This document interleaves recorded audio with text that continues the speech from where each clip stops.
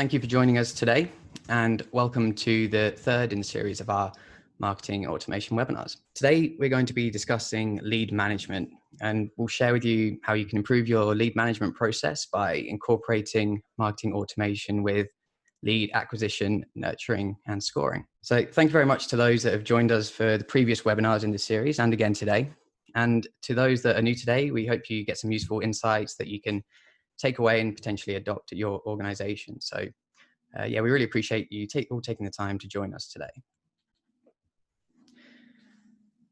Over the course of the webinar, we're going to cover three areas of lead management, which are acquisition, nurturing, and scoring.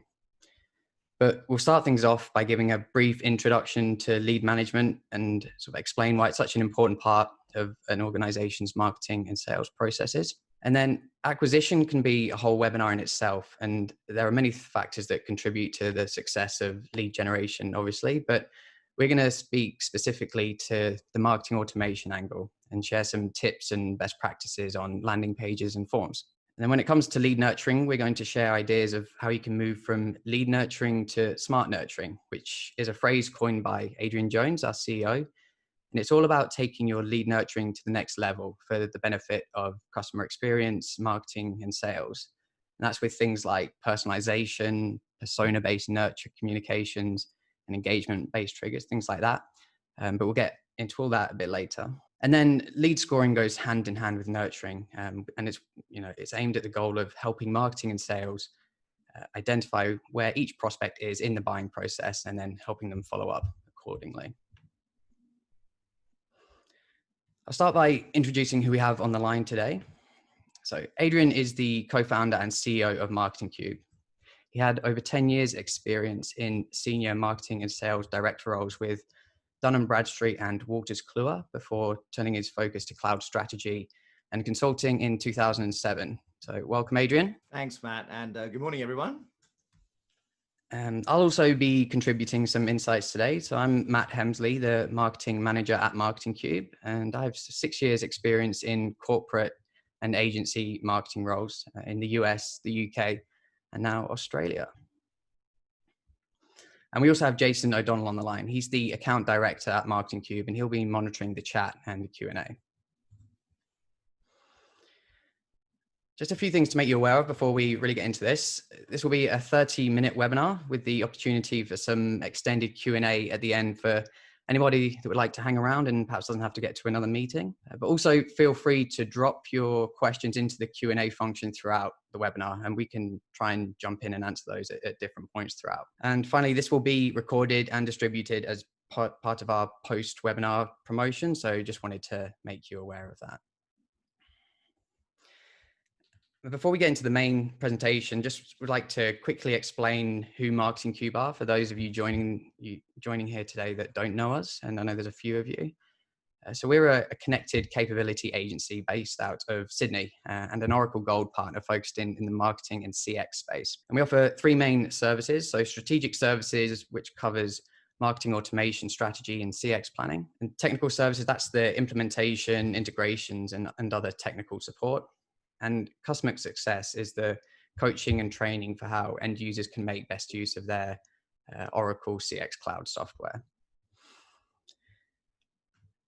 And we work with a range of customers across different industries and regions, but here are some of our larger clients, including some that we've actually worked with on lead management programs. So as an introduction to start things off, I'll hand over to Adrian, who is going to speak to the components of the lead management process and the benefits of developing one and optimizing one at your organization. So over to you, Adrian.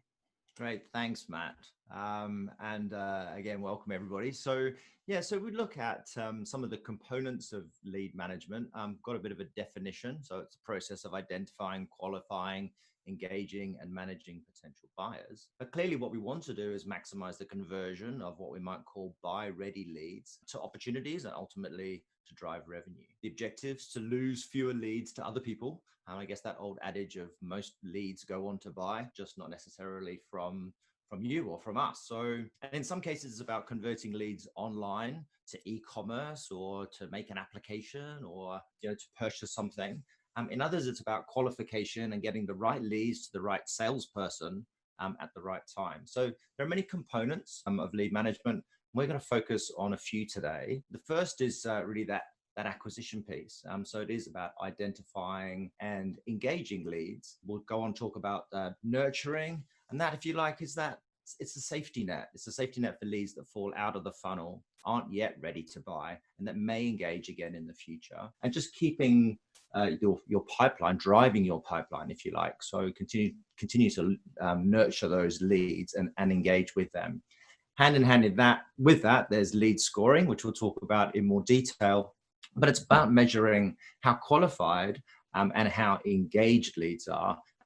And it's an indicator of where they are, and can be an indicator of where they are in the buying cycle. Obviously, there's a key component is the strategy of your lead management process. And that's aligning on the purpose and the goals and the KPIs that you have around leads, and what is where you're driving your business. And that's who, how, and when leads should follow through to. And then underpinning all of this is technology, which supports that lead management process, and increasingly is adding real-time insights from your leads. So, if you think about some sort of practical examples, you may be an apartment company or property company, and it's about matching the type of apartment, the area, the budget, the lifestyle choices that somebody's looking for with the projects and investment portfolios that you have available. Or you might be in higher education, where you're matching previous educations, the stage, study area of interest with the courses that you have available. And so really it's this matching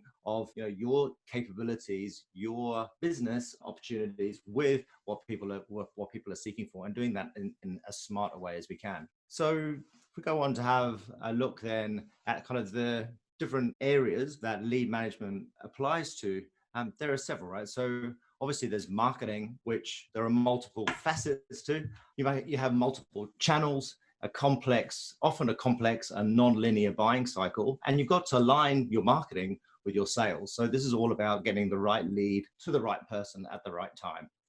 I sometimes think about it as the difference between running out and rugby tackling someone in the street who's just looking into a shop window, as opposed to a perfectly timed offer of expert help when trying to choose between two purchases that look very similar and might both meet your needs. And the important aspect as well to all of this is the CX aspect and that customer experience. So it's about delivering a rich and engaging customer experience, and it's often an introduction to your business. It's the first impression of your brand. And so lead management is just critical in delivering that really rich customer experience. Yeah, Matt, I might pass back to you. Yeah, thanks for that, Adrian. And we're just going to kind of sort of start off with a poll now. I'd like to get an idea of where you see the most immediate challenge in improving your lead management. And then we'll get on to the sort of tips and best practices. So where is the biggest gap in your lead management process today? So is it attribution in terms of being able to accurately show the ROI of lead gen and nurture processes? Perhaps the qualification process. So, what is a marketing qualified lead versus a sales qualified lead? Is it the actual handover from marketing to sales? So the process and technology to do that, and also sort of have that feedback loop from sales back to marketing? Or is it the email nurture campaign itself? And just while sort of people are finishing off with the answers there, Adrian, I'd just like to get a bit of an idea from you of sort of where you see the most common initial challenges with clients that we work with. Yeah, I think so. Why people often adopt marketing automation, one of the first things that they really want to do is to get that better handover between marketing and sales. And so all that rich information that they're kind of gleaning from marketing automation and from setting up those capabilities, it's really aligning that and making sure that salespeople are able to leverage that information and know what's going on. So I think that's often the point that people kind of start to think about. I think then they go on to think, to talk more about, okay, how do we nurture leads better, or how do we assist with qualification? So yeah, I think it's that seamless handover that I think that's the initial challenge, that an opportunity that I think our customers look for first. And it was sort of interesting in the results, that answer you just gave, Adrian, that was the second most popular answer from the respondents today. The one that actually came out on top was, hopefully you can see there, was attribution. So being able to show the ROI of your lead gen program, which is something that with the right sort of implementation you can do in your automation platform, which is good. And we'll get onto that in a little bit. And then you can see that the qualification process and nurturing campaign itself, about 10% of the vote each there. So moving on, starting to get into some of the tips and best practice for a lead management process. So acquisition or lead gen is all about attracting and converting website or landing page visitors into known contacts. And as I say, there are many factors that go into attracting the right quantity and quality of visitors to your online assets. And here we're talking about things like content, SEO, the right brand awareness, paid media campaigns, etc. We're going to focus on where automation really excels, and that's converting visitors to known contacts once they arrive at your site. So marketing automation platforms like Oracle Eloqua that we work with are great tools for building landing pages that can be campaign specific, so for a defined period of time, or to be always on as an extension of your website. So for example, at Marketing Cube, the page you used to register for today's webinar on the right-hand side here was an Eloqua landing page that we had live for a couple of months up until today. And now we're going to set an auto redirect and no longer drive traffic to the page. But we also have always on landing pages that are an extension of our website, such as pages for lead magnets like guides and white papers, as shown on the right here. And even our Contact Us page on our website is an Eloqua landing page. And there's two ways you can build these landing pages in Eloqua: in HTML with the source editor, or the drag and drop design editor. So with the source editor, you can create a landing page from scratch with HTML, or build it externally from Eloqua and upload via a zip file. And with the drag and drop editor, as shown here, and as the name suggests, you drag and drop different elements of a page, such as images, buttons, text, or videos, right onto the page, and it's all responsive and can be tailored to your brand requirements, basically. But however and wherever you build your landing pages, there's a few things you can do to optimize for conversions. So the first thing in terms of being mobile friendly, and that's not just using responsive web design, which most sort of platforms accommodate to now, but thinking about it from the user experience. So if a larger proportion of your visitors will be viewing the page on mobile, you don't want it to be too text heavy or using images that are ineligible on a smaller screen.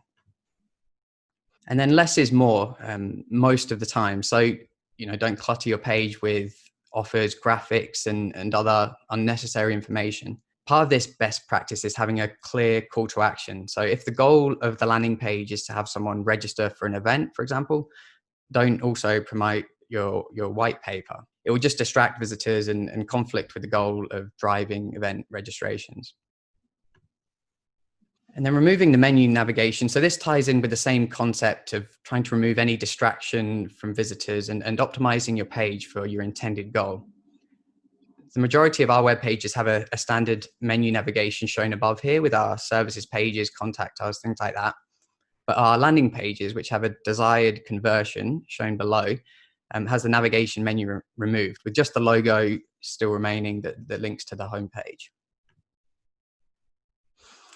And then including sharing functionality. So if it's the type of page that you would like to be shared socially, obviously. So at Marketing Cube, we use an app called Add This. It integrates with Eloqua and adds sharing functionality as a sidebar, shown here. And it works with all the popular social media platforms as well as email sharing. So personalization is more for known contacts, and what we're talking about here is how to optimize landing pages for converting unknown contacts into leads. But I just want to mention it now as it's going to be a key part of your nurture program. In Eloqua, you can use dynamic content to create content that changes depending on who is viewing it. So you can have the copy, imagery, call to actions, etc., all dynamically change based on contact profile information, such as location, job function, gender, anything like that. It all depends on what you capture in your automation platform and your CRM. And then measuring success. So interestingly, in the poll we just launched, it was seen as being one of the key challenges. So after you've received a sufficient amount of traffic to your landing page, how does that performance of the page compare with what you expected, your targets, your benchmarks? And here we'd be looking at metrics like bounce rate, average time on page, form submission rate, things like that. And then equally as important as the page itself is the form. And there are two aspects to the form, the front end and the back end. So a few tips on the front end. Obviously, only ask for the information you really need. So think of gathering information from a lead, not as an event so much, but as a process. In the initial lead gen stage, this may only be the name and email address that you're asking for. You can always request additional data points as your new lead progresses down the funnel. And actually, an Eloqua benchmark study recently found a clear correlation between the number of fields and the conversion rates, which is probably what you'd expect. And it found that the conversion rate started decreasing with each additional field in the form in forms between 3 and 8 fields. At the same time as reducing fields, it does have to be an equitable value exchange. So visitors will be happy to share more information if what they receive in exchange is worth it. So I think we as marketers have to sort of respect that and really strive to provide valuable content to our audiences, particularly if it's gated behind a form. And then use a mix of required and optional fields. You might be surprised how many people complete fields that aren't required. And again, it does come down to if this person trusts your brand and feels comfortable sharing details with you, and if they feel that doing that would be worthwhile. And I noticed we do have a question in the Q&A, so I'm just going to have a look at that. We have a question about the add this function in the chat, actually, and question is the add this function free? And yes, it is. So if you just go into the Oracle marketplace, you'll be able to find that app. You can download it, install it into your instance, and yes, it's absolutely free. So just continuing on.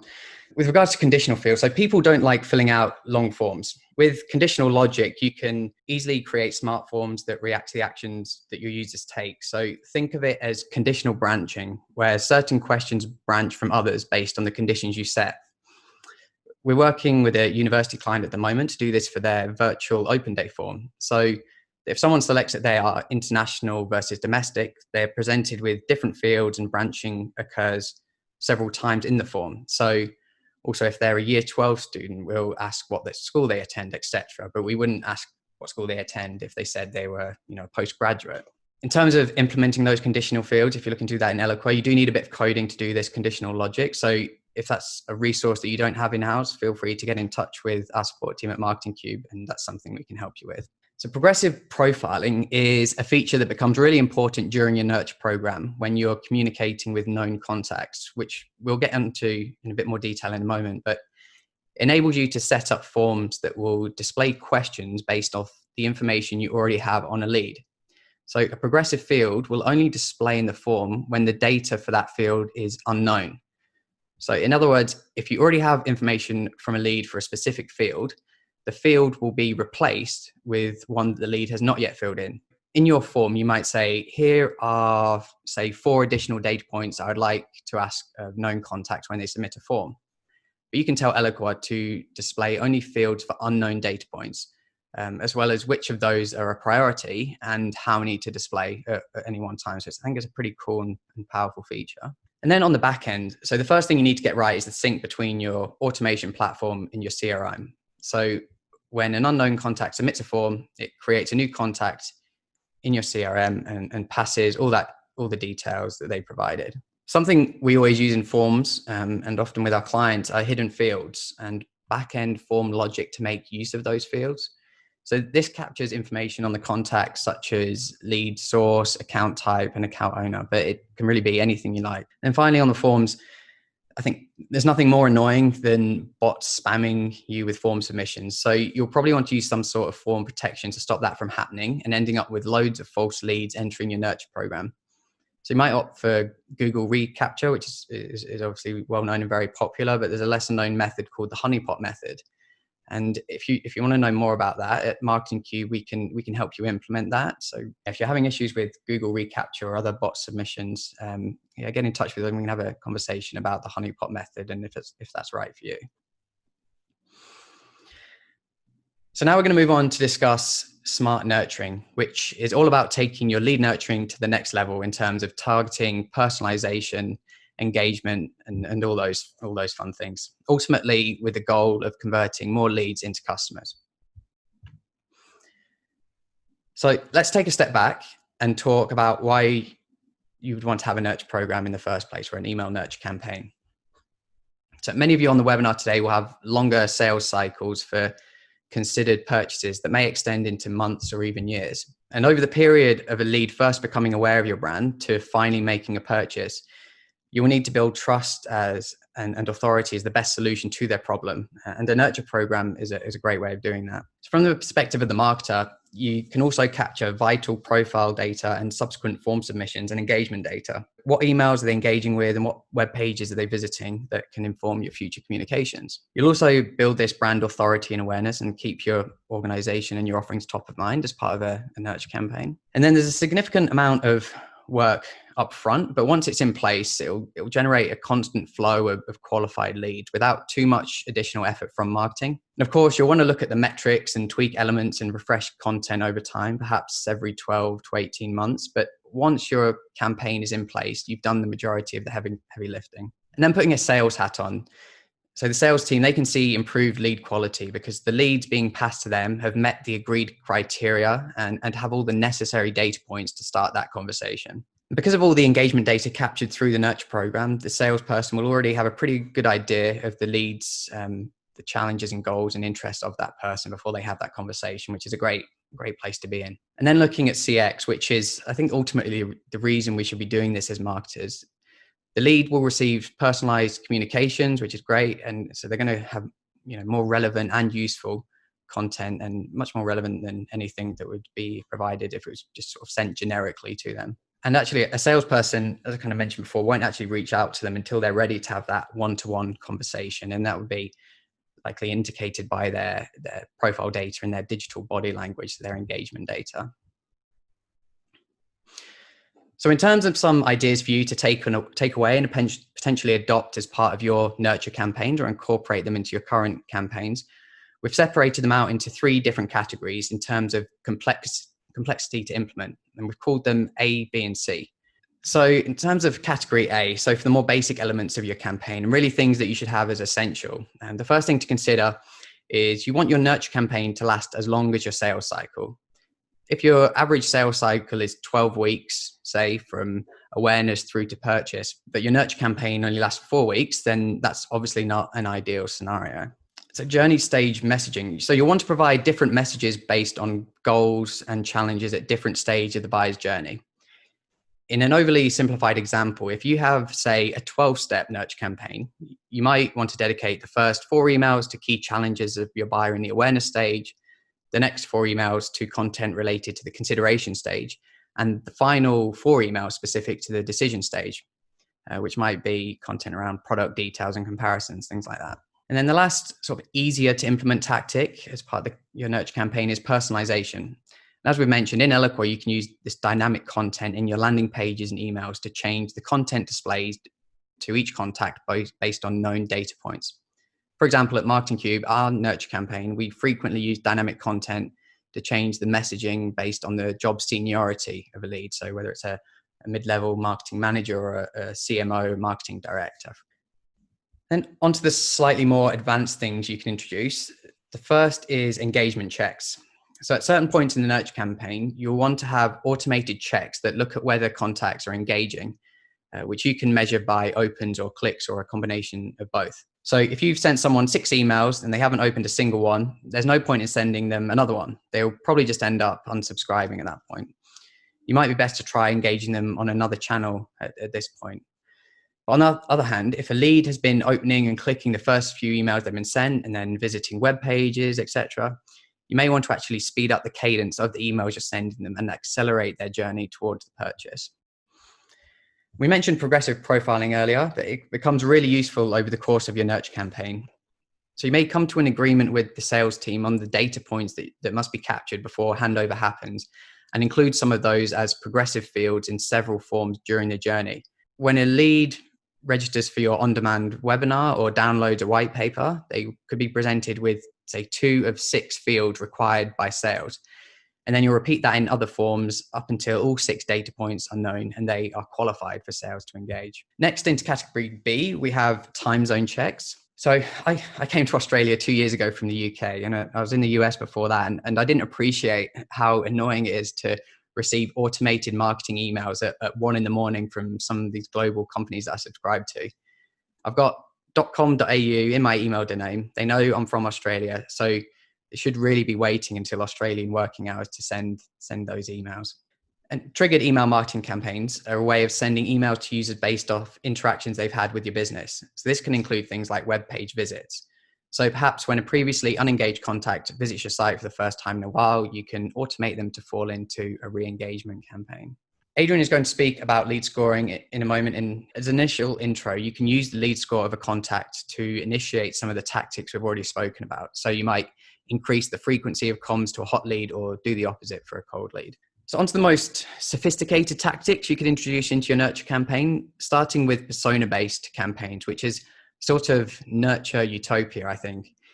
If you've reached the level of marketing maturity where you have all your personas sorted, all your customer journey maps, you can then use those to create persona-specific nurture campaigns.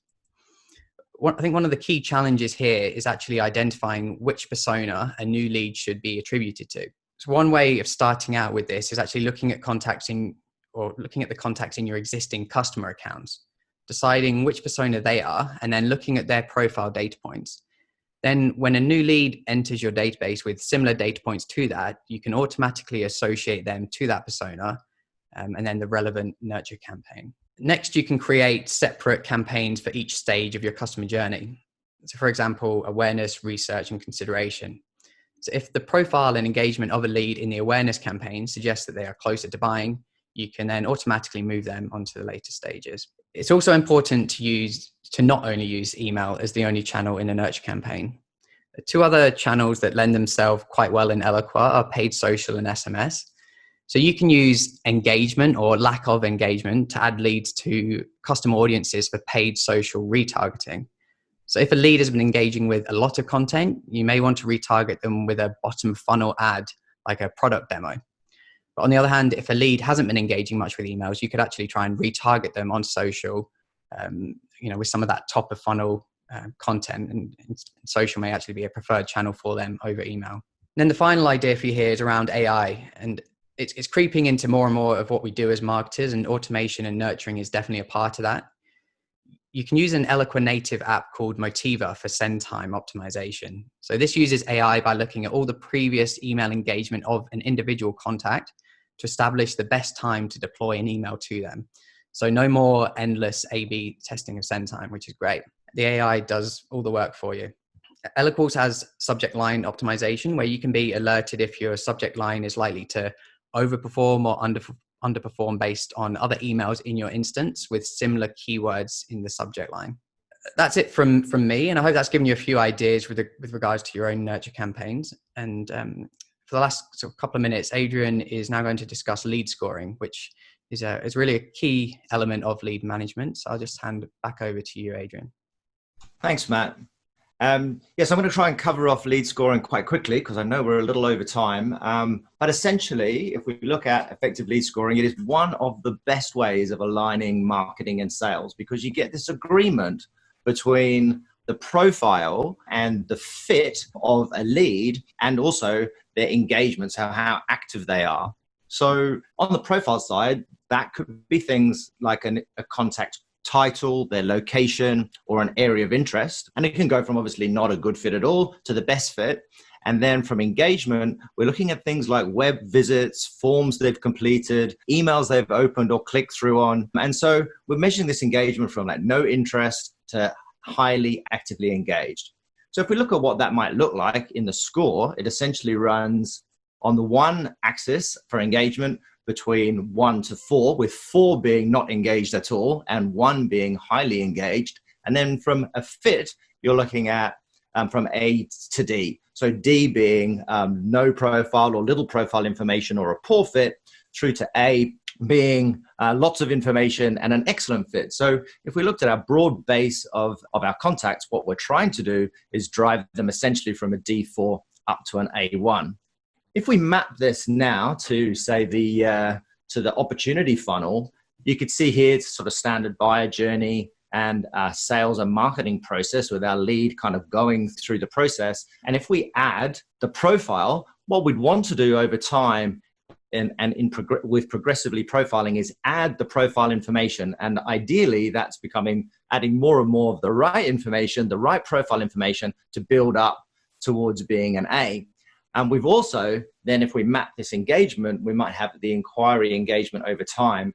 And that we can see fluctuates over time. So what we're trying to do is build that engagement up as the contact goes through that funnel. And we might think the initial engagement might mean that that's a good time to call, but they're not qualified at that point. So really what we're looking for is almost that spike that happens again, that is where you've got engagement and people are moving to research, through research to consideration. And so that's what the score is really telling you. And if you can get agreement between sales and marketing around, what those data points are for the profile and what it really defines a good lead, and a level of engagement that defines a good lead, then you can get consensus between sales and marketing around when a lead should be passed over. And sales can also have a look at that score and go, okay, I know there's been a level of engagement. I'd like to understand what that engagement is so that I can then have a more meaningful conversation when I make a call or have that appointment.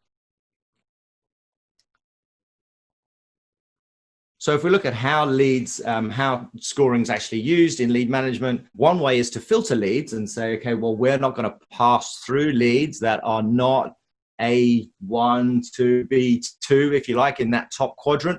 We're only going to pass leads through when they're in that top quadrant. So you're essentially using it as a filter. If people aren't comfortable with filtering leads or don't have enough leads, then it could just be used to prioritize the leads based on that score. You can also use the scoring to understand data gaps and plan progressive profiling accordingly. So you could say, these are the fields that we need to get in order to be able to qualify this lead, and marketing can then design campaigns and make sure on their forms that they're collecting the critical data points that they need. And you can also use it to understand engagement gaps. So if you have a lot of leads, they're sitting in, say, a 3 or a 2, then we want to be able to push them up to a 1.